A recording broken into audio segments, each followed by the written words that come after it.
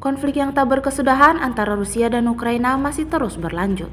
Dibuktikan pada banyaknya dokumentasi yang beredar di media sosial Telegram memperlihatkan bagaimana brutalnya kedua kubu ini dalam saling menyerang satu sama lain. Dalam rekaman berikut dapat disaksikan pertempuran sengit antara sekelompok tentara Rusia dan drone Ukraina yang mula-mula mengejar satu kendaraan dengan personel militer Rusia dan kemudian beralih ke kendaraan yang berdiri di dekat pinggir jalan. Secara terpisah, perlu diperhatikan pesawat tempur dengan senjata anti-drone yang berdiri hingga saat-saat terakhir dan mencoba menekan drone yang terbang hingga ditembak jatuh oleh tembakan senapan mesin. Insiden ini jelas memberikan dampak buruk bagi kubu Kiev.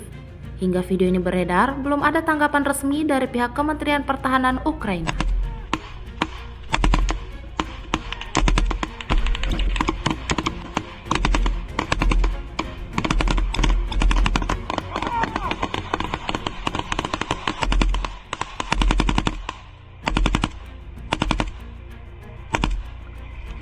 Сука!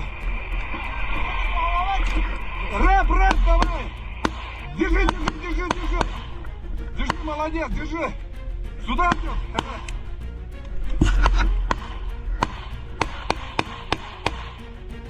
Прыгай! Download Tribun X sekarang, menghadirkan lokal menjadi Indonesia.